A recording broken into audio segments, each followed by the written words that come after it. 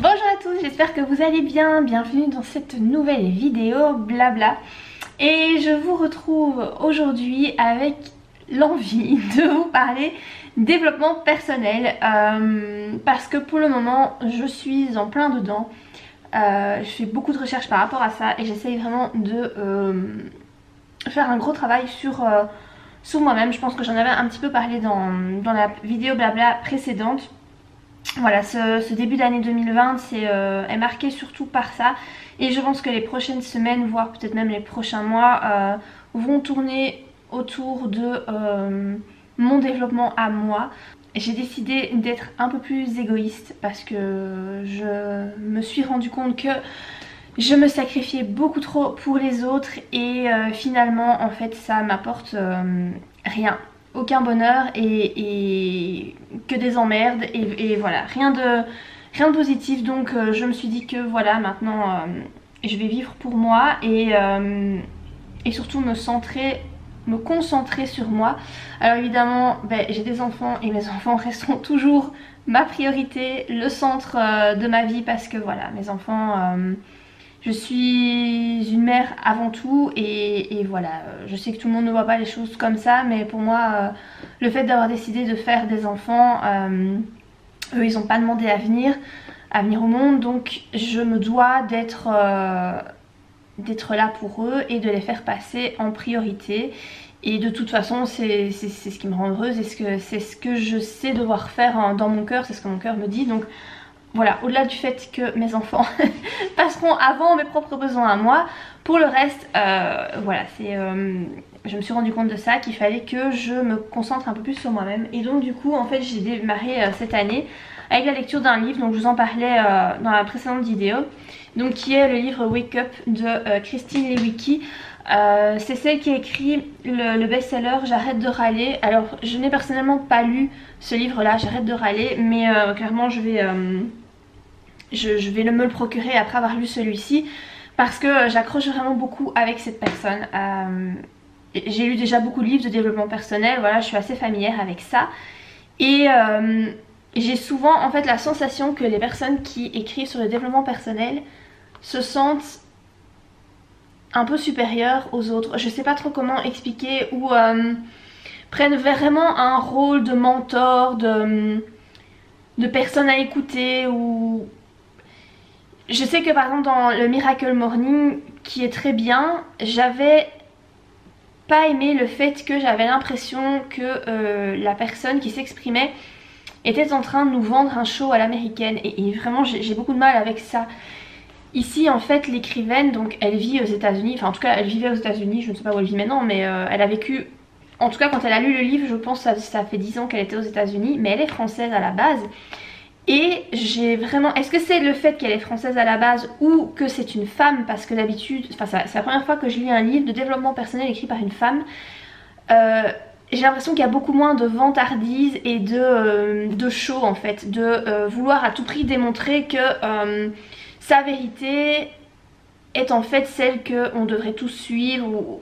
Voilà, c'est un peu difficile à exprimer, mais voilà, en tout cas c'est la première fois que j'accroche autant avec quelqu'un qui parle de développement personnel. Voilà, ses phrases, son écriture en fait est très simple et très abordable pour tout le monde. J'ai l'impression que c'est vraiment le genre de femme que vous pouvez croiser n'importe où, au supermarché, au coin de la rue, que c'est quelqu'un de normal en fait, voilà, pas quelqu'un qui a je sais pas, qui est super riche ou qui a touché des vérités que comme ça que les autres n'ont pas encore pu toucher.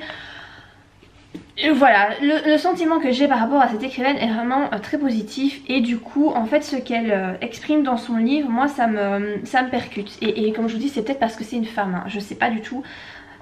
Je sais pas, mais j'ai l'impression que c'est beaucoup plus, que ce livre c'est beaucoup plus bienveillant et les conseils qui sont donnés sont plus, pour moi, plus facilement applicables. En tout cas je vois plus facilement ce que je devrais faire après avoir lu son livre. Donc en fait elle vous invite régulièrement à faire des exercices comme par exemple ici. Et donc moi je complète, hein, voilà, je mets une feuille et je complète, vous pouvez faire ça dans un carnet, enfin ça c'est vraiment comme vous voulez. Et en fait là je suis arrivée à le passage où en fait elle comme le but c'est de changer sa vie ou d'avoir vraiment la vie qui nous correspond et d'atteindre ses objectifs, ses rêves, etc. pour arrêter de vivre une existence en fait qui nous plaît qu'à moitié ou qui nous plaît même pas du tout. Et donc là l'exercice c'était, c'est plusieurs exercices, hein. Il y a vraiment plusieurs étapes, il y en a 7, donc c'était quand même assez long à faire comme introspection. Il fallait noter sur une feuille 15 objectifs qui nous tenaient à cœur. Donc voilà, moi j'ai noté ça ici. Il fallait en noter 15 et puis dans ces 15 objectifs il fallait en choisir 12. Alors comme elle exprimait très bien dans son livre, il fallait donc noter 15 objectifs, des objectifs qui vraiment qu'on se dit si j'arrive à obtenir ça je serai vraiment hyper heureux, même si c'est des trucs fous. D'ailleurs elle dit que les objectifs qu'on note, il y en a qui peuvent être plus ou moins, voilà, qu'on se dit dans notre tête que oui ça sera réalisable, mais il faut aussi en noter qui sont dans notre tête irréalisables, qu'on se dit, vous savez, vous pensez à un truc, vous vous dites j'aimerais trop faire ci, ou j'aimerais trop être comme ça, et puis vous vous dites mais enfin ça n'arrivera pas, c'est pas possible, tu peux pas, c'est un rêve qui est inatteignable. Et bien ce genre de rêve il faut quand même le noter. Et justement elle dit que si on entend cette petite voix dans notre tête qui nous dit mais c'est n'importe quoi, raison de plus pour le noter. Donc du coup je l'ai fait, hein, parce que clairement là il y a des objectifs, en les notant je me suis dit c'est cela, oui. Mais voilà, je me suis dit il faut le faire, donc je vais le faire, hein, et puis voilà, nous verrons. Et ensuite en fait après avoir noté ces 15 objectifs il fallait en choisir 12 qu'on est censé atteindre au cours de l'année. Donc après il fallait mettre un ordre de priorité par rapport aux objectifs. Donc le premier étant celui qu'on se dit voilà, si celui-là est réalisé au cours de l'année mais pas les autres, je serai quand même heureuse et satisfaite de moi. Donc voilà, il faut donner un ordre de priorité en choisissant donc 12. Et ensuite il fallait écrire une phrase à côté de chaque objectif en mettant la prochaine action qu'on va entreprendre pour atteindre cet objectif. Donc l'action qu'on va entreprendre demain par exemple pour atteindre cet objectif. Alors ça peut être un petit truc, par exemple, qu'est-ce que j'ai mis, voilà, par exemple moi, mon objectif premier, je me suis dit que j'allais vous citer mes objectifs, mais peut-être pas tous parce qu'il y en a qui sont hyper personnels et voilà, ça reste quelque chose quand même de fort intime, donc je vais pas tout vous citer. Mais par exemple moi, mon objectif numéro 1 qui est pas un truc hyper intime, c'est d'acheter une maison toute seule là où j'habite, dans le village où j'habite. Alors pour moi c'est un objectif irréalisable, voilà, je l'ai mis en premier lieu parce que c'est le truc qui me tient le plus à cœur, parce que concrètement j'en ai marre de déménager. En 7 ans j'ai déménagé 4 fois. Là je vais devoir de nouveau déménager en principe au mois de septembre. Et voilà, j'en ai ras le bol quoi. Je n'en peux plus de déménager, ça me bouffe en fait de l'énergie et de mon bien-être en fait. Je sais que je suis pas bien en partie à cause du fait que je n'arrive pas à trouver un endroit où je me sente chez moi, parce qu'à chaque fois que j'arrive quelque part je sais que je vais devoir partir de cet endroit, que ça va pas être définitif. J'ai cru à un moment donné avoir trouvé un endroit définitif, mais étant donné que j'ai divorcé, j'ai dû partir de cet endroit. Et j'avoue que j'ai du mal à faire le deuil de cette maison que j'avais trouvée à l'époque avec mon ex-mari, parce que c'était la maison de mes rêves. Alors c'était une location, on n'avait pas acheté, mais quand on s'était installé dans cette maison, on s'était dit que c'était pas une priorité pour nous d'acheter une maison et qu'on pouvait très bien rester dans cette maison là 10 ans, 15 ans, que c'était pas un problème parce que vraiment c'était la maison de nos rêves à tous les deux et on avait vraiment trouvé l'endroit idéal. Mais voilà, les choses étant ce qu'elles sont, voilà, cet objectif de vie a dû être détruit. Donc cette maison, j'en ai pas encore fait le deuil je pense, voilà, ça reste ma maison préférée. Et le truc c'est que ma fille qui a connu cette maison, enfin mes deux enfants ont connu cette maison, mais mon fils lui à mon avis s'en souvient pas parce qu'il était trop petit, mais ma fille elle s'en souvient très bien et elle m'en parle régulièrement de cette maison parce qu'elle l'aimait vraiment beaucoup aussi. Donc voilà, ça réveille des douleurs aussi, c'est pas évident. Et là voilà, c'est vraiment, disons que si cet objectif là se réalise cette année-ci en 2020, le fait que je trouve la maison idéale dans mon budget qui est, c'est ça le problème en fait, c'est que mon budget est extrêmement faible et qu'il n'y a aucune maison dans les environs dans mon budget. J'en ai jamais vu en fait, ou alors c'est des taudis qu'il faut complètement retaper et moi c'est pas possible. Il faut une maison où je peux emménager directement, même si c'est un peu vieillot, ça on s'en fout, mais il faut que ce soit habitable. Donc c'est un objectif qui pour moi est fou parce que je vois pas dans quelle réalité ça pourrait se réaliser. Mais bon voilà, je l'ai noté hein, en mettant tous les critères que je voulais dans la maison. Et voilà, si cet objectif là est le seul qui se réalise en 2020, clairement je pourrais dire que mon année est réussie. Voilà, parce que c'est vraiment le truc qui me tient le plus à cœur. Et donc par rapport à cet objectif, la phrase que j'ai notée à côté pour faire un premier pas vers la réalisation de cet objectif là, c'est de parler de mes intentions autour de moi et demander aux gens donc, que je rencontre, que je connais, qu'ils pensent à moi si ils entendent que quelqu'un veut vendre sa maison. Voilà, je me dis que ça c'est le premier truc parce que je voyais pas trop ce que je pouvais mettre, parce que oui effectivement mettre de l'argent de côté tous les mois, mais ça déjà je sais pas le faire, c'est pas possible. Et en plus de toute façon, vu que je vais devoir déménager au mois de septembre, clairement en 9 mois, ouais, à la limite tu mets 50 € par mois, c'est pas ça qui va faire la différence sur l'achat de la maison quoi. Donc c'est le seul truc que je voyais, parce que je fais aussi quelque chose, mais ça je l'ai pas mis, parce que je l'avais déjà fait, c'est s'inscrire sur ImoWeb et recevoir les notifications dès qu'il y a une nouvelle maison qui est mise en vente dans mon budget. Mais ça j'ai fait déjà depuis quelques semaines, donc je me suis dit je vais pas mettre ce truc en application puisque je l'ai déjà fait, voilà. Et en fait à côté de chacun de ces objectifs, vous devez mettre la date à laquelle vous voulez que cet objectif soit réalisé. Donc par exemple pour celui-ci, j'ai marqué septembre-octobre 2020. Voilà, il faut que pour septembre-octobre 2020, je déménage dans une maison que j'aurais achetée dans le village où je vis actuellement. Voilà, alors comme autre objectif, j'ai marqué en deuxième, ce que j'ai marqué en deuxième position, là j'ai pas trop envie d'en parler parce que c'est un truc hyper intime et voilà, c'est un truc qui me tient extrêmement à cœur et qui est très important pour moi, mais c'est pas voilà, c'est pas le truc dont j'ai envie de parler.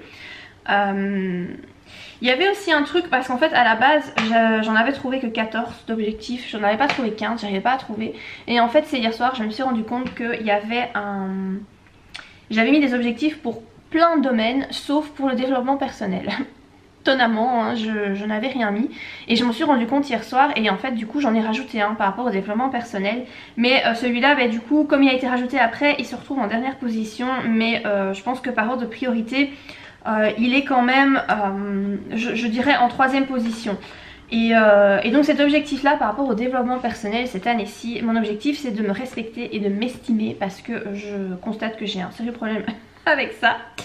Ensuite, donc ça c'était la troisième position. En quatrième position, c'est j'ai marqué être approchée par une grosse maison d'édition du style vraiment très très grosse, genre HarperCollins. Voilà, ça ce serait bien. Alors je suis très bien chez BMR, et d'ailleurs mon roman sur les pervers narcissiques, je vais leur soumettre quand il sera terminé, les corrections seront terminées, parce que j'ai très envie de publier un deuxième roman chez eux, parce que je suis très contente de leur service éditorial, etc. J'ai vraiment rien de négatif à dire par rapport à eux. Je suis très très contente, je trouve que les autrices sont vraiment choyées et tout, enfin je pense que j'ai de la chance d'être chez eux. Mais moi en fait j'aime bien avoir des billes dans plusieurs paniers différents. Et voilà, ça permet aussi que quand l'argent tombe, ça ne tombe peut-être pas toujours non plus au même moment. Et ça permet comme ça d'avoir des rentrées d'argent un peu plus régulières, parce que là BMR concrètement ils payent qu'une fois par an, a priori c'est au mois de juin ou juillet, donc autant vous dire que si vous touchez qu'une fois par an vos droits d'auteur, parfois ça peut être embêtant, parce que l'argent on en a besoin quoi, voilà. Donc je me dis que voilà, si je suis dans plusieurs maisons d'édition, ils se payent pas tous au même moment, donc du coup ça me permettrait d'avoir des rentrées d'argent un peu plus régulièrement dans l'année. Ça permettrait aussi d'avoir une autre diffusion, toucher un autre public. Je pense que c'est bien d'être dans plusieurs maisons d'édition, même si vous êtes très satisfaite de la vôtre. Je pense que c'est bien d'être dans plusieurs maisons d'édition. Du coup, voilà, quitte à rêver, autant viser voilà, HarperCollins qui est ou Gallimard, j'ai marqué aussi Albin Michel, qui sont vraiment des maisons d'édition. Disons que là vos romans sont directement en librairie quoi, et ça c'est un truc qui est cool et que j'aimerais bien j'aimerais bien que ça m'arrive. J'ai aussi noté de gagner un certain salaire par mois. Bon, je vais pas vous dire combien hein, parce que ça regarde que moi évidemment, mais voilà, clairement là je dois donc comme je déménage qu'au mois de septembre, il me faut une certaine somme d'argent tous les mois pour payer tout ce qui doit être payé, et là actuellement j'ai pas assez. Voilà, c'est galère. Donc en gros tout ce qui est divertissement, sortie et compagnie, et ben je peux faire une croix dessus, et je me dis que c'est pas possible de vivre comme ça sans rien faire à côté d'être chez toi quoi. Donc voilà, il me faut une certaine somme par mois, et voilà, ça reste l'objectif. Je l'ai mis en numéro 5. Mais voilà, c'est un truc qui est super important. Ensuite, j'ai marqué en numéro 6, vendre 10 000 exemplaires de mon roman Dans l'ombre de Narcisse. Donc mon roman sur les pervers narcissiques. Parce que 10 000 exemplaires, on dit qu'un best-seller c'est à partir de 10 000 exemplaires. Donc j'ai visé les 10 000 exemplaires, ça n'est jamais arrivé pour aucun de mes romans hein. Je n'ai jamais vendu 10 000 exemplaires pour un seul roman. En gros tous mes romans combinés, je suis à plus de 10 000 ventes hein, mais pour tous mes romans combinés. Ici ben voilà, ce serait pour un roman, j'aimerais bien faire 10 000 ventes, voilà. Donc objectif numéro 6. L'objectif numéro 7, c'est l'objectif qui est complètement irréalisable pour moi, mais bon je l'ai noté hein, c'est atteindre 100 000 abonnés sur YouTube. Voilà, parce que le fait d'atteindre 100 000 abonnés sur YouTube ça débloquerait en fait d'autres objectifs, parce que ça me permettrait d'augmenter mes revenus, et donc l'objectif numéro 5 serait atteint. Voilà, ça permettrait aussi de... j'ai un objectif qui est de filmer des vidéos voyage, parce que je voudrais bien voyager plus et vous filmer des vidéos, mais vu que j'ai pas le budget pour voyager, je sais pas le faire. Donc le fait d'atteindre 100 000 abonnés sur YouTube, ça débloquerait beaucoup de choses financièrement, et voilà, moi comme j'aime bien faire des vidéos, ça ferait voilà, un métier supplémentaire, on va dire ça comme ça. Donc clairement atteindre 100 000 abonnés YouTube, je sais pas comment je vais pouvoir y arriver. C'est genre l'objectif, c'est le truc que tu rêves, mais tu te dis tu vois pas comment ça peut arriver avec une chaîne comme la mienne qui donne des conseils d'écrivain, voire un petit peu développement personnel mais vite fait. Je vois pas comment je pourrais arriver à 100 000 abonnés. Le truc qui marche le plus c'est faire des vlogs. Alors faire des vlogs ça me dérangerait pas d'en faire, mais le truc c'est que je me dis toujours tu vas vlogger quoi en fait? Tu vas pas te vlogger chez toi, c'est un peu débile, tu fais rien, et je veux pas montrer mes enfants en vidéo.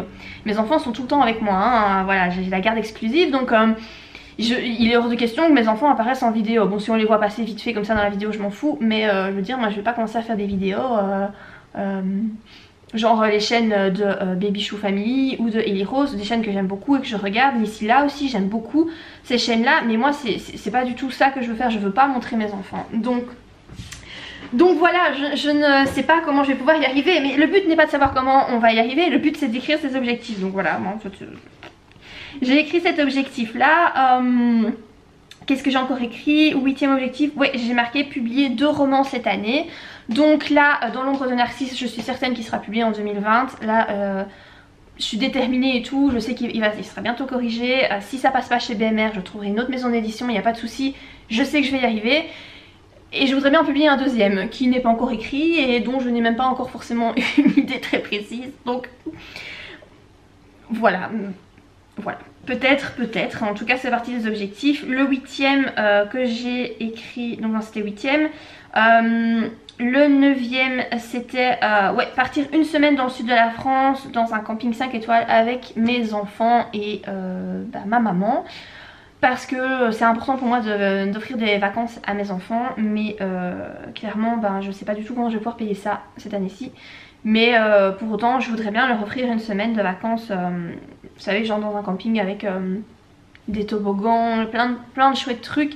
C'est important pour moi de pouvoir leur offrir ça, et voilà, encore une fois c'est un objectif que je sais pas du tout comment il pourra être réalisé, mais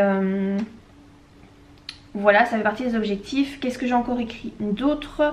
Ouais, dans le 10e objectif c'était publier une vidéo chaque jour. Parce que le fait de publier une vidéo chaque jour, du coup ça permettrait d'augmenter les abonnés, d'augmenter les revenus, etc. Mais vu que je ne sais pas comment faire, enfin quel contenu créer pour faire une vidéo par jour, parce que c'est énorme, à moins de faire des vlogs, voilà, il faut faire des vlogs, mais qu'est-ce que je peux raconter? Déjà les vidéos blabla c'est un peu des vlogs, moi j'appelle ça des vidéos blabla parce que je vous montre pas le quotidien, je fais que vous parler, donc pour moi ça c'est pas vraiment des vlogs. Ou alors est-ce qu'il faut que j'en fasse plus? Mais je vois pas trop ce que je pourrais raconter dans ce genre de vidéo, mais voilà, ça fait partie des objectifs. Alors donc j'ai marqué donc en 11e position filmer des vidéos voyage. J'aimerais vraiment bien pouvoir commencer par la Belgique, donc aller dans différents coins de Belgique et vous faire découvrir un petit peu la Belgique. J'aimerais commencer par ça en fait. Mais ça suppose vaincre ma timidité et sortir de ma zone de confort, donc voilà, ça va pas être évident, mais c'est possible. Et puis finalement, mon dernier objectif c'est de faire un city trip. Donc a priori toute seule. Sait-on jamais que quelqu'un d'autre m'accompagne, voilà, c'est pas ce qui peut arriver au cours de l'année, mais a priori ça serait toute seule. Faire un city trip, je sais pas encore où, et justement là dans ma première action ce serait de définir où je voudrais aller, parce que c'est un peu vague, dire tu veux faire un city trip, ouais c'est bien, mais tu peux faire un city trip genre je sais pas moi à Bruxelles, qui est à même pas 50 km de chez moi, donc il faut que je sois plus précise sur cet objectif là, donc voilà, ça c'est l'action à entreprendre. Essayer de créer un voyage, de faire comme si j'allais vraiment partir là, me créer le truc, et puis voilà. Donc voilà par rapport aux 12 objectifs, donc j'en avais, comme je dis j'en avais 15, mais j'ai laissé tomber les autres pour regarder vraiment ceux qui me semblent le plus importants pour cette année-ci.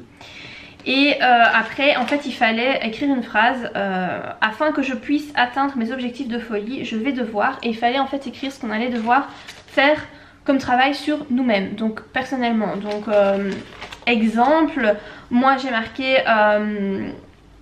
par exemple me montrer égoïste dans mes besoins, prendre des risques, sortir de ma zone de confort, écrire et filmer plus, me forcer à faire des choses qui m'intimident.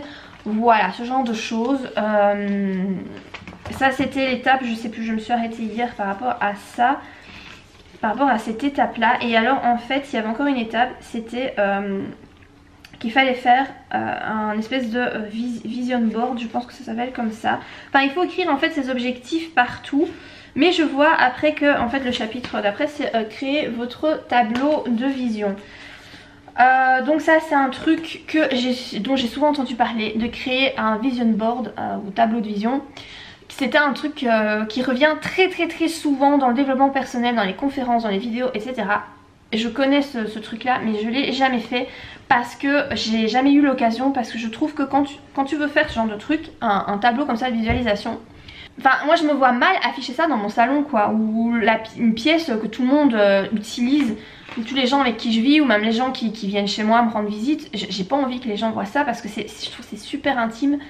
Et enfin super intime, et je viens de vous déballer mes objectifs, mais bon c'est pas grave. Mais je trouve que c'est pas un truc que t'as envie que tout le monde voit. Enfin, puis c'est comme c'est personnel, je trouve que les gens qui vivent avec toi n'ont pas besoin d'avoir les yeux là-dessus parce que ça les concerne pas finalement. Et donc comme j'ai jamais eu de pièce rien que pour moi, je l'ai jamais fait à cause de ça. Mais maintenant j'ai une pièce rien que pour moi. Du coup, je vais pouvoir le faire. Donc voilà. Est-ce que ça va changer quelque chose? Franchement j'en sais rien, je sais pas. Tout ce que j'ai fait là, tout ce que j'ai écrit, je suis très sceptique hein. Voilà, je crois en développement personnel, je crois à la loi de l'attraction, au pouvoir de la pensée et ce genre de trucs parce que je sais que ça existe. Mais je suis quand même hyper sceptique par rapport à tout ça, par rapport à ce que je lis. Mais je me dis que de toute façon j'ai rien à perdre à essayer de le faire. Et je vous invite vraiment à avoir cette façon de penser là, de vous dire t'as rien à perdre à essayer, t'achètes le bouquin, il coûte j'en sais rien combien il peut coûter, 6 euros, 6-7 euros, je sais pas, c'est une version poche hein, ça coûte que dalle sur Amazon. T'achètes le bouquin, tu dépenses 6-7 euros, t'essayes de mettre en pratique ce qui est écrit dans le livre et puis tu vois, au pire t'as aucun résultat, t'as perdu un peu de temps à lire le bouquin et à faire une introspection sur toi-même, ce que je pense n'est jamais en fait du temps perdu, mais voilà. Et au mieux ça fonctionne. Alors peut-être que tous les objectifs vont pas être réalisés, mais je me dis si au moins la moitié qui est réalisée, enfin je sais pas du tout. Je pars vraiment en étant très ouverte parce que je pense que c'est important. Il faut être ouvert, se dire peut-être, pourquoi pas, essayons. Et puis on verra s'il y a des trucs qui se débloquent. Comme je vous ai énoncé mes objectifs, bah maintenant vous les connaissez, enfin pas tous, mais il y en a qu'un je pense que je vous ai pas dit. Ouais, il y a qu'un objectif dont je vous ai pas parlé parce que j'avais pas envie. Mais pour les autres, bah voilà, je vous ai dit les 11 autres objectifs que je me suis lancés. Donc s'il y en a qui parviennent à être réalisés, ben je vous le dirai, voilà. Je pars vraiment en ne sachant pas trop, voilà, en ne sachant pas. Il y en a certains, je me dis, oui c'est possible qu'ils soient réalisés, c'est vrai qu'il y a moyen. Il y en a d'autres, je me dis, non, genre les 100 000 abonnés YouTube, là je suis à 10 000, presque 11 000. Et il m'a fallu genre 3 ans pour y arriver. Donc là je vois pas comment je pourrais y arriver à faire x10 par rapport à ce nombre. Mais voilà, ça c'était mon petit truc. D'ailleurs ça fait je pense très longtemps que je vous parle de ça. Donc j'espère que je me suis pas trop saoulée avec mon développement personnel. Mais vraiment je pense que voilà, c'est important d'essayer de se centrer sur soi. Et de... si votre vie vous satisfait pas, ben faut essayer de mettre des choses en place quoi. Parce que la vie elle est courte et voilà, faut pas s'enfermer dans des trucs qui nous conviennent pas, c'est trop triste. Donc voilà, écoutez, je vous ferai des petits updates, hein. En tout cas si ça vous plaît, hein. Après si j'ai une vague de commentaires haineux sur la vidéo en disant qu'on en a rien à foutre de mes objectifs ou du fait que je parle de développement personnel, bah écoutez, j'arrêterai peut-être de le faire. Mais sinon si ça vous intéresse, ben voilà, moi j'aime bien parler de ça, donc si ça peut aider des gens aussi, surtout en fait. Surtout parce que je me dis que peut-être que si j'arrive à atteindre certains objectifs, que je vous montre l'avancement, la progression et tout, bah peut-être que vous allez vous dire ok, bah elle y arrive, donc moi aussi peut-être en fait que je pourrais y arriver. Donc je pense que c'est un cercle, je vais pas dire un cercle vicieux, je sais pas trop comment, ça fait effet boule de neige, c'est peut-être ça plutôt, voilà. Tu vois quelqu'un y arrive, donc tu dis tu vas y arriver aussi, tu commences, t'en parles aussi autour de toi. Et finalement ça fait une influence comme ça sur les gens et qui t'entourent, et une influence positive. Donc essayons, voilà, essayons. Et on verra bien où ça m'entraîne. D'ailleurs par rapport à ça aussi, je vous dis que j'allais vous en parler. On va faire un petit point lithothérapie, hein, oui tant qu'à faire, partons un petit peu dans l'ésotérisme. Comme ça ce sera une vidéo où je ne vous aurais pas du tout parlé d'écriture mais juste d'ésotérisme et de développement personnel. Je voulais vous montrer en fait cette pierre. Je ne sais pas du tout si on verra bien en vidéo, j'essaie de voir mais je ne vois pas trop si on verra. En fait c'est une obsidienne œil céleste et il y a vraiment un œil dessiné au centre. J'en ai une ici autour du cou et puis j'en ai une ici à la main, donc en bague. C'est une pierre qui est vraiment hyper utile si vous devez faire un travail sur vous-même, un travail profond et compliqué et douloureux et tout ça, voilà. Alors moi j'en ai mis 2, hein. Voilà, la fille elle a pas peur, elle est complètement tarée, elle en fout 2 sur elle, mais je vous explique pourquoi j'en ai mis 2. En fait ce sont des pierres que j'ai depuis très longtemps, hein. Cette pièce, je les ai depuis 2008. Oui, je les ai depuis 2008, donc ça fait juste 12 ans quoi. Donc ça fait, ce sont des pierres que je connais bien. Celle-ci, je l'ai portée pendant des années, elle me quittait pas. Et c'est le genre de pierre, en fait, quand vous portez ça, les gens ne peuvent pas vous mentir. La vérité, comment dire, je sais pas comment exprimer ça, mais... La vérité finit par transparaître en fait. On peut pas être faux avec vous quand vous portez cette pierre là. Ou alors si quelqu'un a envie, enfin veut être faux avec vous, il va vous éviter. Mais sinon il y a des vérités qui transparaissent en portant cette pierre. Et de fait ça fait pas longtemps, ça fait 2 semaines je crois que j'ai décidé de la reporter parce que je la portais plus depuis des années. Et de fait il y a certains... masques qui sont tombés une fois que je l'ai porté. Ça a été assez perturbant d'ailleurs de constater ça, mais certains masques sont tombés. Celle-là que j'ai au doigt agit surtout dans cette optique là. Voilà, je sais que son... Je sais pas à vous dire comment je le sais, mais enfin, je pense que c'est un ressenti, puis je les connais bien. Je vous dis, ça fait 12 ans que j'ai ces pierres. Je les connais bien et voilà, celle-là a un pouvoir beaucoup plus doux. Voilà, elle va pas... par rapport à l'introspection que vous voulez faire sur vous-même, celle-là va pas forcément vous aider, mais elle va vous aider à voir la vérité chez les autres. Voilà, de laisser faire tomber les masques en fait. Ça c'est par rapport à celle-ci. Celle-ci par contre, je l'ai portée une seule fois dans ma vie il y a 10 ans quand je l'ai achetée. En fait je l'avais achetée parce que j'en ai rêvé. Je connaissais pas du tout cette pierre, l'œil céleste, je n'en avais jamais entendu parler. Et un jour dans un rêve j'ai... je me suis entendu dire dans le rêve œil céleste. Et quand je me suis réveillée, je me suis dit mais c'est quoi ce truc œil céleste? J'ai jamais entendu parler et j'étais voir sur internet et j'étais très surprise de découvrir que c'était une pierre qui existait. Et j'étais encore plus surprise quand j'ai découvert les pouvoirs en fait qu'elle avait. Ça m'a assez perturbée et je me suis dit ok, le message est trop important dans mon rêve que pour que je l'ignore. Donc il faut que j'en trouve une quoi, parce que il faut. Voilà, c'est un message qui est arrivé de je sais pas où, mais c'est un message qui est arrivé. Et du coup je suis allée dans une boutique ésotérique, à l'époque c'était à Namur, dans la boutique World of Nature pour ceux qui sont de la région de Belgique. C'était la seule boutique ésotérique que je connaissais, puis comme je bossais à Namur, j'avais assez facile pour y aller. Et en fait, d'un premier abord, je voulais acheter une bague, donc j'avais acheté celle-ci. Mais j'ai pas pu la voir tout de suite parce qu'elle était beaucoup trop grande. J'ai des doigts qui sont extrêmement fins, beaucoup plus fins que la normale. Et du coup, les bagues ne me vont jamais. Donc je l'ai achetée et en fait, j'ai demandé qu'ils la raccourcissent. Mais ils devaient la renvoyer à leur fournisseur, qu'ils la raccourcissent et puis me la rendre. Donc il fallait, je pense, 2-3 semaines pour récupérer la bague. Et moi, voilà, en bonne impatiente que je suis, j'avais pas envie d'attendre. Mais soit, je n'ai acheté que ça ce jour-là. Et puis en fait, quelques jours après, je suis allée à un salon paranormal à, je pense que c'était Ciné, un salon ésotérique, bien-être, tout le machin. Donc justement, les vendeurs de la boutique World of Nature avaient un stand et ils avaient des pendentifs œil céleste que je n'avais même pas vu dans le magasin, ou alors... je sais pas, j'étais distraite, je l'avais pas vu et j'ai trouvé, il y avait des pendentifs, donc il y avait celui-ci. Et quand je l'ai vu, je sais pas comment, je savais que j'allais avoir la bague et tout, donc je me suis dit mais c'est un double achat finalement puisque tu vas avoir la bague. Mais dans la bague, si vous voulez, on verra pas, vous voyez juste une bague noire en fait, hein. On voit pas l'œil, on le voit mais c'est hyper léger en fait, c'est très léger, on le voit pas très fort. Par contre celui-ci, selon comment on se met par rapport à la lumière, l'œil est très visible, il est vert et turquoise en fait, il se voit très fort. Et quand j'ai vu le pendentif, je me suis dit waouh, il me le faut, voilà, il me le faut. Et du coup je l'ai acheté et je l'ai mis direct. Et en fait l'effet que ça a eu sur moi a été extrêmement puissant et dévastateur. Ça a été super dur, je suis passée par une période affreuse de ma vie, mais vraiment affreuse. Ça a été compliqué parce qu'en fait la pierre, si vous voulez, fait ressortir ce qu'il y a de plus laid en vous, ou ce qui doit être réglé. Donc elle vous montre, vous voyez en fait sous un nouveau jour. Vous constatez des choses chez vous dont vous n'aviez pas idée en fait, dont vous n'aviez pas conscience.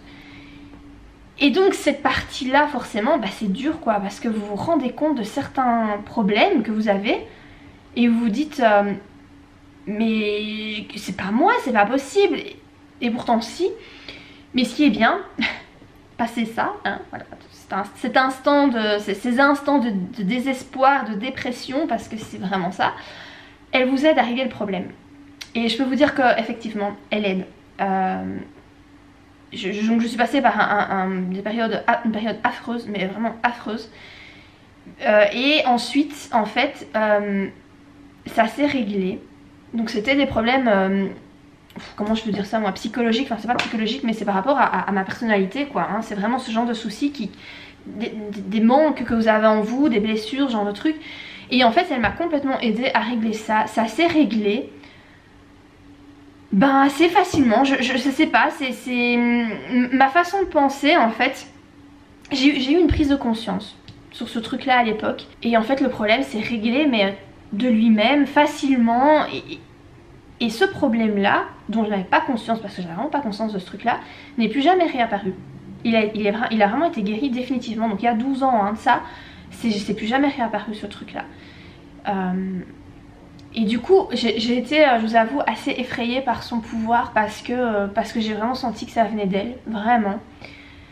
Et c'est une pierre qui doit être traitée avec beaucoup de respect, parce que sinon elle peut se retourner contre vous, et Ça fait un peu bizarre de parler d'une pierre comme ça, hein, mais je pense que c'est complètement vrai. Celle-ci en pendentif est très puissante. Rien que la tenir en main, si vous êtes un peu sensible, vous le ressentez. J'ai déjà montré à plusieurs personnes qui étaient un peu dans tout ça, trucs ésotériques et tout, et ces personnes arrivaient même pas à la prendre en main tellement, tellement ce qu'elle dégage. Et voilà, c'est puissant quoi. C'est difficile à expliquer, mais faut le ressentir. Et donc en fait moi ce que j'ai fait, parce que je lui accorde beaucoup de respect à cette pierre, je l'avais mis comme je voulais plus l'utiliser puisque mon truc était réglé, et ces genres de pierres vous portez pas ça tout le temps pour faire joli quoi, vous le portez vraiment quand il y a une raison particulière. Donc quand ça a été réglé, je l'ai retiré, je l'ai mis dans un petit pochon tout mignon rose avec des paillettes machin et tout et puis voilà, je l'ai rangé dans une boîte. Bon, avec d'autres broles, mais elle était dans son petit pochon et elle est toujours restée dans ce petit pochon et voilà, elle est toujours restée là. Ma bague, elle je l'ai portée pendant de nombreux mois, il n'y avait pas de souci. Puis après un jour j'en ai eu marre, donc je l'ai mis tout simplement dans ma boîte à bijoux avec tous mes autres bijoux. Donc pour moi voilà, ça reste une marque de respect parce que je la traite comme je traite mes autres bijoux, donc avec en la mettant dans un chouette endroit, etc. Et donc là voilà, je me suis dit, je l'avais plus jamais porté, hein, le pendentif je l'ai plus jamais porté et en 12 ans. Et puis là clairement je me dis, c'est le moment, je dois faire un travail qui est douloureux, qui est pas évident, et je sais pas comment faire aussi, c'est surtout ça, je sais pas comment faire. Donc je me suis dit, la bague peut, le pendentif peut m'aider, je pense, à faire ressortir tout le moche. Et pour m'aider voilà, à régler mes problèmes et à savoir où j'en suis, etc. Donc voilà, ça fait, je sais pas, ça doit faire quoi, une semaine que je l'ai... Non, ça fait pas une semaine, je l'ai mis ce week-end. Je crois que je l'ai mis samedi. Samedi? Ouais. Samedi, donc ça fait samedi, dimanche, lundi, mardi, mercredi. Ça fait 5 jours que je la porte. Et voilà, à voir hein, ce qui va ressortir, je ne sais pas, je la laisse agir. Donc voilà, je pense que je vais arrêter ma vidéo blabla ici parce que je crois que ça fait plus d'une demi-heure que je vous bassine avec mes trucs. J'espère que ce sera pas trop long et que vous allez avoir le courage de m'écouter jusqu'au bout. J'espère que les choses dont je vous ai parlé ici pourront peut-être résonner en vous et vous donner des petites pistes si vous aussi il y a des choses que vous voulez régler. Donc pour la pierre, je pense qu'on en trouve facilement sur internet. J'essaierai de trouver peut-être sur Amazon un lien ou quoi, si vous avez envie de vous en procurer une. Après par rapport au pouvoir de la pierre, c'est toujours mieux effectivement d'aller en boutique et de pouvoir voir, parce qu'il y en a parfois qui vous appellent. Moi celle-ci elle m'a carrément appelée quoi. Mais donc c'est toujours plus facile d'aller en boutique. Par exemple moi mes bracelets, il y en a certains que j'achète en boutique, d'autres que j'achète sur Amazon.